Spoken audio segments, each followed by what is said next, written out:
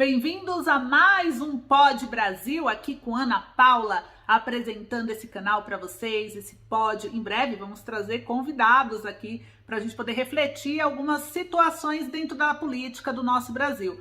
Esse é um canal independente, onde eu trago análises políticas sobre os fatos que andam acontecendo no nosso país, também com a minha opinião. E eu gosto muito de ouvir vocês, então vão comentando. Se você quer uma política, uma análise independente e você quer os fatos, sendo mostrados, apresentados, para você ver que é uma opinião baseada em fatos que ocorreram, então fica ligado no canal. Quem não é inscrito já se inscreve para não perder novidade.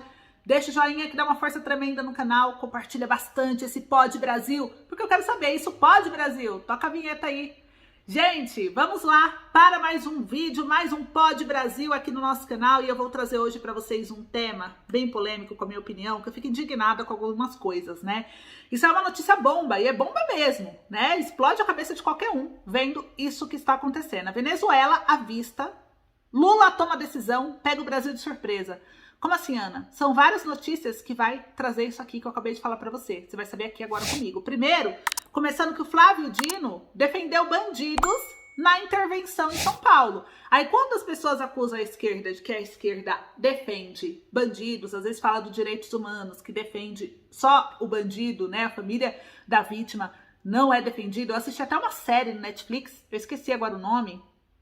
Ai, esqueci o nome, quando eu lembrar eu trago pra vocês, é Jovem alguma coisa, que a juíza fala, a justiça infelizmente não é pra todas as vítimas, e a gente vê que isso realmente acontece, porque é cada coisa, e pra vocês verem, o Flávio Dino, realmente ele defendeu, porque olha só a fala dele, e eu quero ouvir de vocês, porque tem muita coisa errada que tem que ser apresentado, mas tem muita coisa também que a gente tem que observar e ver se de fato procede ou não, Então eu vou trazer um trechinho do que o Flávio Dino fez para vocês verem. Presta atenção.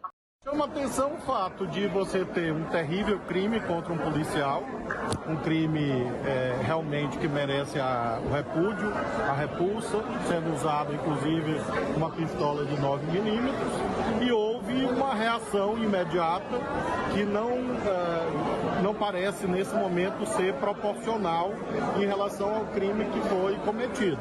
Agora, evidentemente, isso não é possível ser afirmado agora, com 24 horas praticamente. Por isso é muito importante garantir o principal, que as investigações ocorram, conduzidas pelas autoridades estaduais de São Paulo. Gente, agora eu quero saber, como que pode um ministro falar uma coisa dessa? Reação não parece proporcional ao crime cometido, matar uma polícia que tá aí defendendo a população, defendendo a vida. E aí, tudo bem, um erro não justifica outro erro, mas a questão é o ministro, a forma como ele falou, E aí até o capitão Alberto Neto, ele trouxe nada de novo vindo desse desgoverno, um crime terrível contra um policial, contra uma vida, e o ministro Flávio Dino vem dizer que não parece ser proporcional. Como pode aquele que deveria ser o defensor da justiça ser contra o combate da criminalidade no país, E a gente sabe que a nossa justiça é falha, muito falha. E o que deveria ser feito? Qual que é a sua opinião, Muitos erros tiveram, claro. Estamos dizendo que a polícia é santa e totalmente, a PM é totalmente perfeita? Ninguém é perfeito, E não podemos generalizar, não são todos. Tem muito policial bom, tem muito policial ruim, assim como trabalhador bom, trabalhador ruim. Mas a gente vê de um ministro trazendo esse tipo de fala, nos preocupa. Não é desproporcional, não é assim que funciona, só jogando pro lado de que a polícia tá errada. Mas cadê a defesa da polícia? Cadê o olhar para todos os lados, Então tem que ter um equilíbrio, o governo tem que ter uma inteligência emocional para saber dar uma entrevista referente a esse assunto. Essa é a minha opinião, eu não sei a sua, E eu queria que vocês dissessem aí o que vocês acharam desse caso. Um outro caso também, bastante assustador também, Olha só o que aconteceu. Kim Kataguiri, trouxe aqui esse post. Criei a PEC da redução da maioridade penal. Veja quem assinou. E aí, o Kim Kataguiri, ele pediu para que as pessoas pudessem pedir aos seus deputados do seu estado para que pudessem assinar, Então tem uma PEC da redução na maioridade penal e para mim, tá? Minha opinião, eu sou totalmente a favor. Eu acho que assim, né, o Brasil, só falar que é 18 anos, quanto adolescente de 15, 16 anos? Eu lembro muito bem quando eu tinha 12, 13, 14 anos, do que era certo, do que era errado, do que eu fazia, de consequências até também que eu poderia ter. Eu me lembro, não sei vocês se lembram quando você tinha 12, 15, 14 anos? Se a sua consciência é você fazer as coisas tudo na inocência? Vamos ser sinceros. E o que acontece, né? Está tendo muita criminalidade nessa questão por, eu sou menor, não acontece nada comigo, né? E quais deputados já assinaram? Então ele trouxe de São Paulo, do Paraná, do Rio de Janeiro, Espírito Santo, Amapá, Goiás, Distrito Federal, Mato Grosso. Então ele está pedindo aí ajuda para as pessoas assinarem. E aí ele colocou, né, um projeto para começar a ter uma força popular e fazer com que o Congresso possa aí, né, ajudar nisso, a trazer uma maioridade, né, de crimes aí cometidos por menores de 18 anos. O que vocês acham? Qual é o limite que você acha que deveria ser da maioridade penal? Você é a favor? Né? Aí teve gente que falou isso, vamos lotar nossos presídios com criança para sair formado. Aí teve outros que falaram, né? O dia que um menor botar arma na tua cara, talvez tu mude de opinião, ou na cara da tua família, né? Aí o pessoal vai falando aqui, o pessoal vai, bravo, todo mundo articulando, porque esse é um tema bem polêmico mesmo, e cada um tem sua opinião. Aí tem uma outra pessoa que falou, eu não apoio o Kim, mas eu apoio essa medida, vamos cobrar dos nossos políticos. Aí várias pessoas aqui comentando, né? Tem que ser para 12 anos, 16 anos não adianta nada.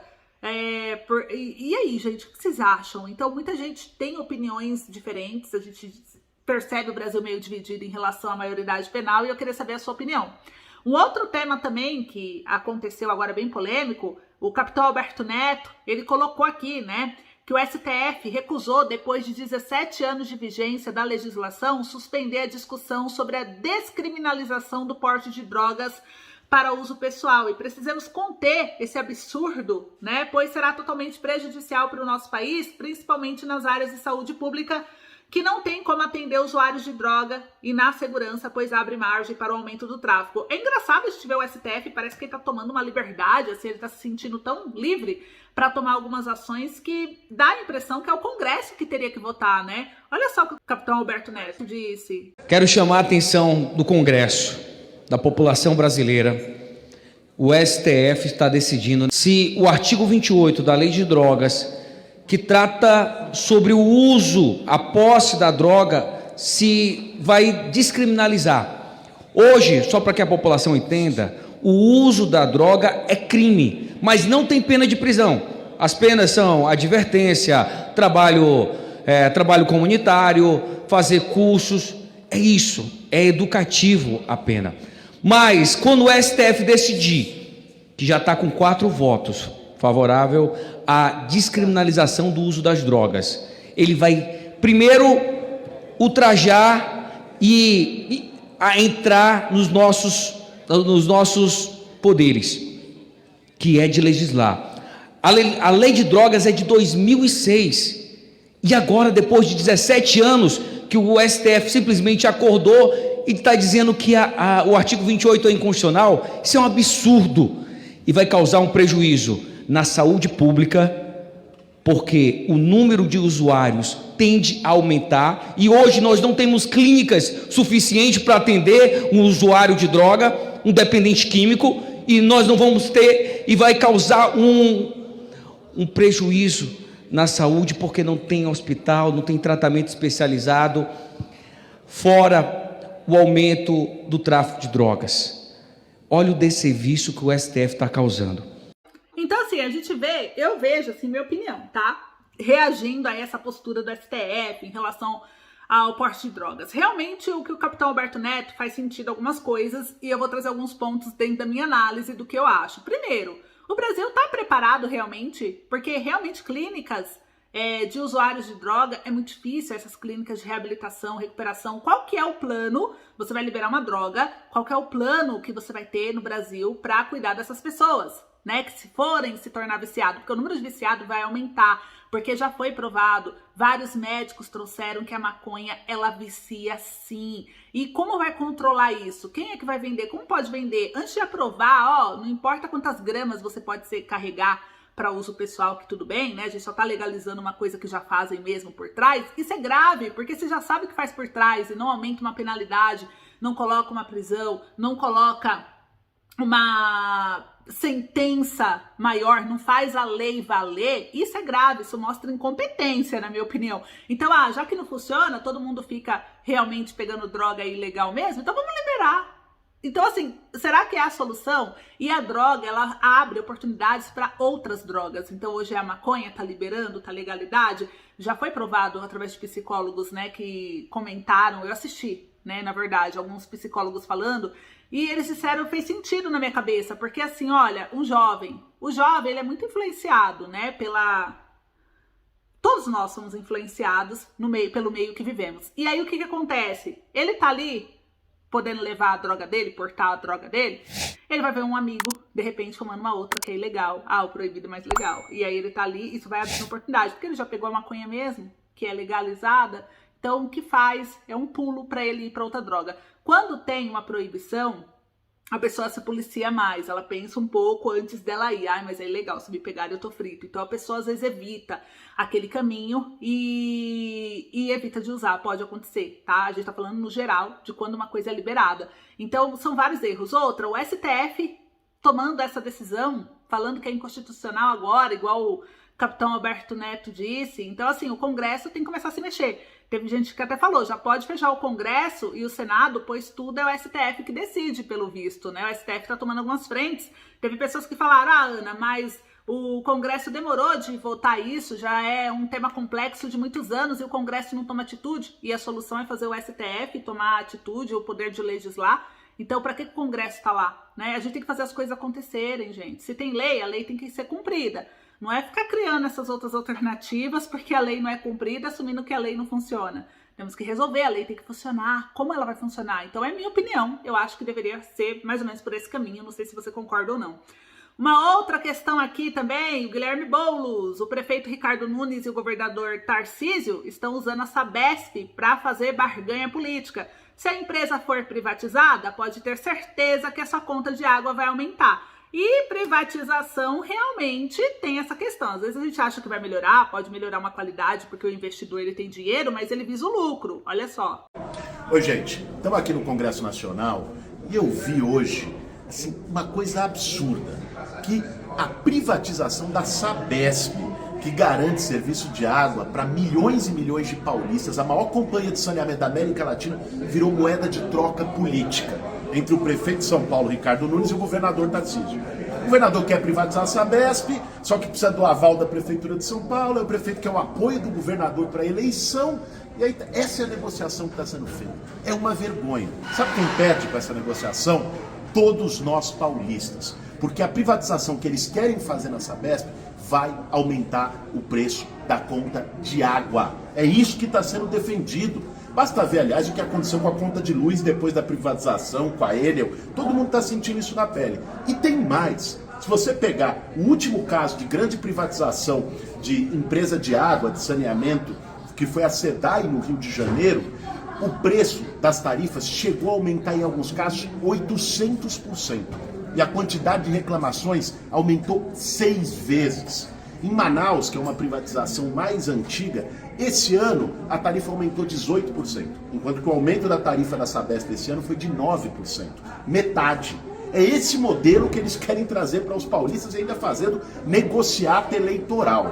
Pessoal, isso é uma vergonha. E se a gente olhar pelo mundo, inclusive, mais de 260 cidades fizeram a retomada, a reestatização de empresas de água que tinham sido privatizadas porque não deu certo o modelo, porque piorou, porque não teve o investimento prometido, porque aumentou as tarifas e por aí vai. Essas cidades, entre elas, inclusive, tem Berlim e Paris, duas grandes metrópoles. Então, a gente não pode admitir que a água dos paulistas seja usada como moeda de troca e depois a gente paga o preço. Nós vamos continuar lutando contra essa privatização que aumenta a conta de água que estão tentando fazer na Sabesp. Contem com a gente. Valeu. Gente, nessa parte eu vou ter que concordar aí com o Boulos, né? Na minha opinião, essa privatização ela vai aumentar, porque privatização é lucro só para os amigos empresários, né? É lucro só para quem tem dinheiro, porque o pobre, eu acho que assim, é um serviço essencial. O serviço essencial é um dever do Estado. O Estado quer tirar a responsabilidade de si, jogar para o outro, e aí o pobre é quem vai se dar mal, né? Então, assim, a gente não pode permitir que o Estado fique tirando a responsabilidade que é dele, porque a água, a luz, enfim, tudo isso são serviços essenciais, e o Brasil é um país rico de pessoas pobres. Então, assim, vamos deixar privatizar de qualquer jeito? Será que o Brasil tá pronto? Não é que eu sou contra a privatização, não. Eu não sou contra a privatização.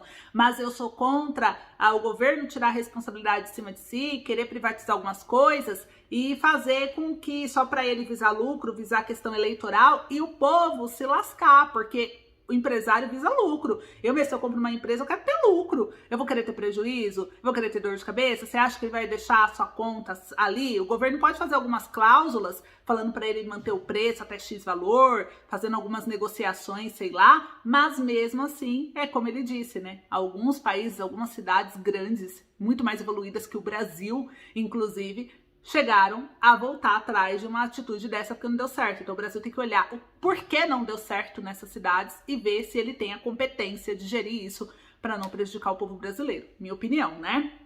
E para encerrar aqui o nosso boletim, o Lula autorizou o retorno da importação de energia da Venezuela. Uma coisa que o Bolsonaro disse e que na minha opinião fez sentido é assim, o Bolsonaro ele criticou o governo Lula porque o governo Lula está fazendo aliança só com um país pobre que não tem muito o que fornecer para o Brasil. E ele disse que, o Lula já disse que esses países têm sim muito o que oferecer ao Brasil. Só que a gente fica olhando, né? Igual o fornecimento, ele foi cortado pelo país em 2019, durante a gestão do governo Bolsonaro. O objetivo é abastecer o estado de Roraima, né? E o presidente Luiz Inácio Lula da Silva, ele assinou o decreto, já no dia 4 de agosto, autorizando o Brasil voltar a importar energia elétrica da Venezuela. O objetivo é comprar energia produzida da hidrelétrica venezuelana de Guri para abastecer o estado de Roraima, que ainda não é interligado ao SIM, que é o Sistema Interligado Nacional, e depende 100% da geração de termoelétricas. E com a assinatura do decreto de importação, estaremos não apenas autorizando a compra de energia da Venezuela, mas começando a interligação de energia da América do Sul. Esse decreto permitirá realizar contratos e trazer energia limpa e renovável da Venezuela, da usina de Guri, que voltará a ter um papel importante para garantir energia barata e sustentável ao estado de Roraima, disse o ministro de Minas e Energia. Eu quero saber de vocês o que vocês acham disso. Até 2019, a maior parte da energia consumida em Roraima era importada da Venezuela. Naquele ano, o governo de Nicolás Maduro rompeu o contrato de fornecimento por causa de uma crise energética enfrentada pelo país e também desentendimentos com a gestão de Jair Bolsonaro. Desde então, aumentaram os casos de apagões no estado e o decreto foi assinado em Paritins durante cerimônia de relançamento do Luz para Todos e do programa de descarbonização da Amazônia. Dentre as obras previstas está o linhão de Tucuruí, que vai interligar Boa Vista ao SIM. No entanto, a obra de 2,6 bilhões só deve ser concluída em 2025. Antes se falava da energia de Guri apenas para suprimento de Boa Vista e Roraima, que, aliás, nunca deveria ter sido paralisado. Agora, como nós estamos autorizando fazer o linhão de Manaus a Boa Vista, vamos estar com todo o Brasil interligado no Sistema Integrado Nacional, ou seja, a energia da Venezuela poderá ajudar na segurança energética do Brasil e nós poderemos também vender para a Venezuela em momentos de bonança hídrica. Hoje, nós já estamos vendendo energia para a Argentina. Então, segundo o governo, o retorno da importação e posteriormente a inauguração do linhão e substituição ao sistema de geração isolado acarretará redução nos custos da conta de consumo de combustíveis, um subsídio pago por todos os brasileiros na conta de luz. E com isso, as tarifas de energia devem reduzir nos próximos anos. Será? O que vocês acham? Vão comentando aí. Então isso repercutiu bastante, essas alianças do governo Lula com Venezuela, né? E a Venezuela tá aí à vista, né? Tá no radar do Lula, o Lula tá cada vez se aproximando mais dela e muita gente tem medo do Brasil chegar a esse nível, né? Igual o Brasil tá se aproximando de Argentina, Venezuela, países em crise, mas se tá em crise e tá vendendo barato, compensa. Então é uma análise toda que tem que ser feita e a gente vai analisar juntos para trazer um outro vídeo para vocês. Agora eu quero saber sua opinião pra gente trabalhar na nossa análise num próximo vídeo. Obrigada, um beijo.